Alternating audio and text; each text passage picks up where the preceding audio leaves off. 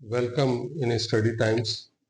और आज एक नया और इंटरेस्टिंग लेक्चर से हम आज अपने लेक्चर का आगाज़ कर रहे हैं। बेसिकली लिक्विड क्रिस्टल इस बुक के लिहाज से नया है और स्टूडेंट के लिहाज से भी नया है, लेकिन इसका काफ़ी डिफ़िकल्ट नहीं है।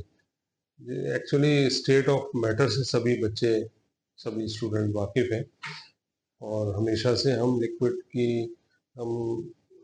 मैटर की तीन ही स्टेट पढ़ते आए हैं, सॉलिड, लिक्विड, गैस। लेकिन जैसे जैसे नई टेक्नोलॉजीज आप देख रहे हैं अपने अराउंड, उसमें डिफरेंट मटेरियल यूज़ हो रहे हैं, तो ये ज़रूरत पड़ गई कि कुछ नए सब्सटेंसेस को नए नामों से आइडेंटिफाई किया जा रहा है। आज जो हमारा टॉपिक है वो लिक्विड क्रिस्टल्स है। बेसिकली ये एक लिक्विड और सॉलिड के दरमियान का एक मटेरियल है। नेचर इसकी ऑर्गेनिक है, लेकिन ये एक कोई सा भी ऐसा मटेरियल हो सकता है ऑर्गेनिक जो मैटर की लिक्विड प्रॉपर्टीज को भी शो करता है और सॉलिड प्रॉपर्टी को भी शो करता है। लेकिन ये बेसिकली प्योर लिक्विड से या प्योर क्रिस्टलाइन सॉलिड से मुख्तलिफ होता है। अब ये किस सेंस में मुख्तलिफ होता है, आप यानी इसमें दोनों तरह की, जैसे कि मैंने आपको बताया कि ability to flow like liquid, ये फ्लूइड की तरह फ्लो कर सकता है।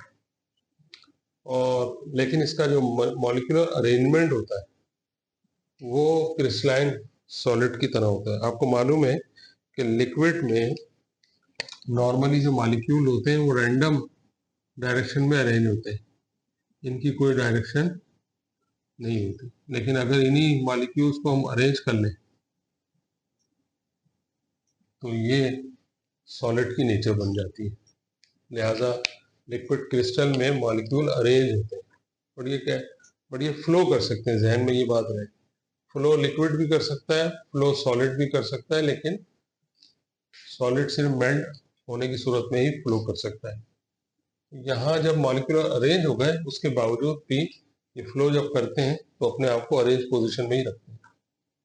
दूसरी बात यह है कि सॉलिड के जो ऑप्टिकल कैरेक्टरिस्टिक्स होते हैं, लाइट को रिफ्लेक्ट करने के या रिफ्लेक्ट करने के, वो सॉलिड की तरह होते हैं। नॉर्मली जो लिक्विड्स होते हैं वो ट्रांसमिट कर देते हैं, यानी कि अपने अंदर से लाइट को गुजर जाने देते हैं, लाइट उनमें से गुजर जाती है। लेकिन अगर लाइट रिफ्लेक्ट हो जाए, ये जो रिफ्लेक्शन की प्रॉपर्टी है ये किस में पाई जाती है? ये सिर्फ सॉलिड में पाई जाती है। तो ये एक थोड़ा सा डिफरेंट फिनोमिना है जो लिक्विड क्रिस्टल शो करते हैं। इसमें एनिसोट्रॉपिक लिखा है, बट एग्जिबिट एनिसोट्रॉपिक। तो जैसे कि आइसोमॉर्फिस से वाकिफ हैं आप लोग, तो क्रिस्टलाइन सॉलिड के अंदर किसी एक डायरेक्शन में किसी प्रॉपर्टी का फ्लो, जैसे कि आपने अगर पढ़ा हो ग्रेफाइट, तो ग्रेफाइट में जो इलेक्ट्रिसिटी है वो कंडक्ट होती है प्लेन्स में। तो ये जो प्लेन्स है ये पैरेलल फ्लो करती है। ऐसी प्रॉपर्टीज जो है एनिसोट्रॉपिक प्रॉपर्टीज कहलाती हैं। लेकिन अगर आप कहें कि कंडक्ट इस डायरेक्शन में होती है तो ये कहना रॉन्ग होगा, क्योंकि इन दोनों प्लेन्स के बीच में स्पेस है या वैक्यूम है, और इस वैक्यूम से इलेक्ट्रिसिटी कंडक्ट नहीं हो सकती। तो कंडक्शन या कोई भी प्रॉपर्टी जब किसी एक पर्टिकुलर डायरेक्शन में हो रही तो ऐसे सॉलिड जो है वो एनिसोट्रॉपिक सॉलिड कहलाते हैं। तो ये दो या तीन आप समझ लें प्रॉपर्टीज ऐसी हैं जिनसे लिक्विड क्रिस्टल लिक्विड से और प्योर लिक्विड और प्योर सॉलिड से डिफरेंशिएट करता है। यानी एक प्योर लिक्विड एनिसोट्रॉपिक नहीं होता। एक प्योर लिक्विड में सारी प्रॉपर्टीज आइसोमॉर्फस होंगी, उसमें हर डायरेक्शन के अंदर, जैसे प्रेशर है वो चार लिक्विड में सब डायरेक्शन में डिवाइड हो जाता है, तो वो तो आइसोमॉर्फस हो गया, आइसोट्रॉपिक हो गया। ये एनिसोट्रॉपिक तो नहीं रहा। तो लिहाजा ये इस प्रॉपर्टी से लिक्विड से डिफरेंट हो गया। और फ्लो करने की एबिलिटी सॉलिड में नहीं होती, तो वहां से ये डिफ्रेंशिएट हो गया। तो ये 3 पॉइंट जो है ना आपको कवर कर रहे हैं कि ये प्योर लिक्विड और प्योर सॉलिड से क्यों मुख्तलिफ है। नंबर यूजेस बहुत आसान है, आप समझ सकते हैं। आप अपने अराउंड बहुत सारी चीज़ें अब ऐसी देखते हैं और यूज़ करते हैं जो जैसे एलसीडीज़ हैं, जितनी भी एलसीडीज़ हैं, अब सारे डिवाइस जो मोबाइल फ़ोन की स्क्रीन है या टीवी या कंप्यूटर की स्क्रीन है या मॉनिटर्स है, ये सब के सब एलसीडीज़ कहलाते हैं। तो ये सब लोग इससे वाकिफ हैं। उसमें लिक्विड क्रिस्टल का यूज़ किया जाता है। ये एज ए टेम्परेचर सेंसर के तौर पर भी यूज़ होते हैं। जैसे कभी आपको याद होगा जब कोरोना आया था, तो उसमें एक दूसरे से टच या करीब क्लोज होने की अवॉइड कर रहे थे, तो उस वक्त ऐसे एंटीपायरेटिक यानी वो चीज़ टेम्परेचर सेंसर्स डिवाइस आ गए थे जो दूर से ही मॉनिटर कर लेते थे कि बॉडी का टेम्परेचर कितना है।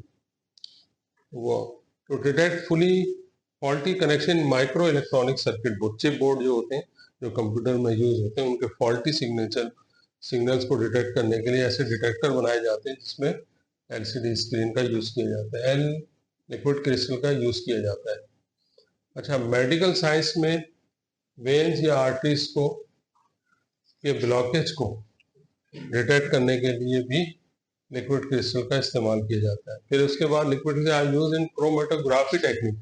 क्रोमेटोग्राफी टेक्निक क्या है, इसको एक्सप्लेन करने की जरूरत नहीं, बस यूज की बात है कि क्रोमेटोग्राफी में हम लिक्विड को किसी दूसरे लिक्विड से या लिक्विड को किसी दूसरे सॉलिड से सेपरेट करते हैं।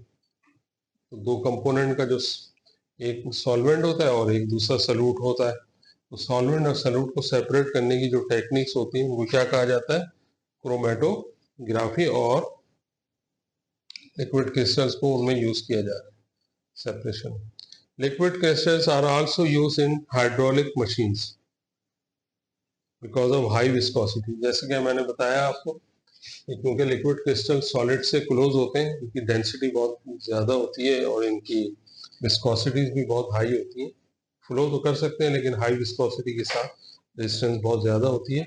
लिहाजा ये हाई विस्कोसिटी की वजह से लिक्विड क्रिस्टल को हाइड्रोलिक मशीन वो होती हैं जो प्रेशर को डिफरेंट डायरेक्शन में डिवाइड करती हैं या डिस्ट्रीब्यूट करती हैं। ऑफ कोर्स आई होप कि आज का लेक्चर आपको समझ आया हो। अगर कोई प्रॉब्लम है तो आप यकीनन इसके कमेंट बॉक्स में जो है कोई क्वेरीज पूछ सकते हैं। आप जहन में बस ये रखिए कि इस टॉपिक में बेसिकली 3 चीज़ें, लिक्विड क्रिस्टल की डेफिनेशन है, उसकी डिफरेंशिएटिंग प्रॉपर्टीज़ हैं जिनसे लिक्विड क्रिस्टल प्योर सॉलिड और लिक्विड से डिफरेंशिएट किया जा सकता है, और नंबर 3 जो है इसके यूजेस बड़े इंपॉर्टेंट, कम अज़ कम एटलीस्ट फर्स्ट ईयर के स्टूडेंट को 5-6 इसके यूजेस जो हैं वो याद होने चाहिए। सो आज के लिए बस इतना ही। नेक्स्ट टाइम हम नए टॉपिक के साथ मिलेंगे इंशाल्लाह। ओके।